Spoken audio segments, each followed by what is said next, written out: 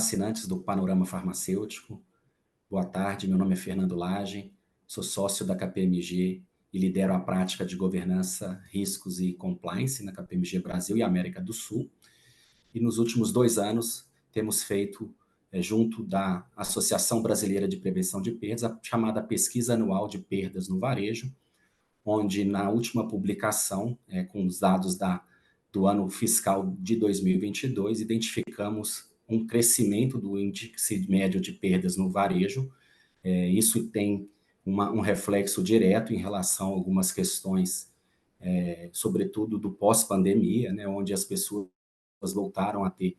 acesso diário frequente nos chamados pontos de vendas nas lojas, e por consequência dessa volta aos pontos de vendas, algumas causas específicas que são geradoras de possíveis perdas, como, por exemplo, furtos internos, furtos externos, bem como também algumas questões de quebras operacionais, vêm sensibilizando esse indicador e apresentando um crescimento que, quando escalonamos isso para um faturamento geral do varejo, indica aí uma perda de em torno de 32 bilhões de reais, e isso tem trazido aí algumas preocupações para as empresas que atuam nesse segmento. Quando observamos algumas causas específicas, olhando o varejo como um todo, não especificamente o segmento de farma, algumas causas, né, que têm tirado o sono e representado perdas têm decorrência aí de questões de quebras operacionais, aspectos relacionados a vencimento, validade dos produtos, perecividade, bem como também a parte de furtos, né, como já mencionados, decorrentes dos próprios colaboradores ou furtos de pessoas externas ao ambiente das lojas. Isso representou aí uma preocupação efetiva aí do varejo como um todo. Quando a gente pega o extrato especificamente do setor de farma, também houve um crescimento em relação aos anos anteriores, né, em relação ao ano de 2021 e 2022, a perda efetiva, ou perda média do varejo farmacêutico ficou na ordem de 1,13%, no ano anterior tinha ficado em torno de 0,89%, e isso, como já mencionado, um pouco decorrente aí das questões aí de retorno ou da maior movimentação nos pontos de vendas. Avaliando aí algumas questões mais específicas em relação à ruptura também, né, um outro item muito comentado e controlado e gerido, e é foco de atenção dos gestores que estão no dia a dia do controle de estoques ou da oferta de produtos nos pontos de vendas. A gente tem aí também um crescimento em relação à chamada ruptura comercial, né? Isso significa dizer que muitas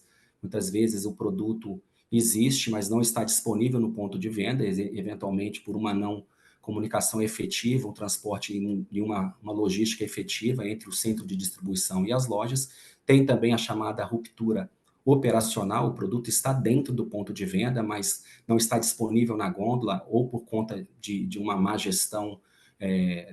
do próprio ponto de venda, do estoque no ponto de venda, ou por, eventualmente, falta de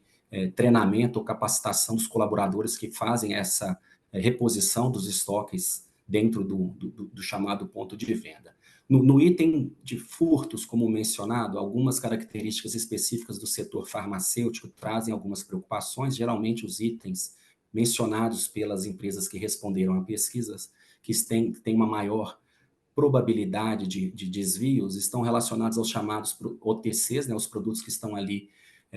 no ponto de venda, mas há acesso livre dos consumidores, dos clientes, dos funcionários, né? Então, uma característica mais específica de produtos relacionados à perfumaria, alguns medicamentos não controlados que estão ali a fácil acesso, itens também de higiene pessoal ou itens relacionados à questão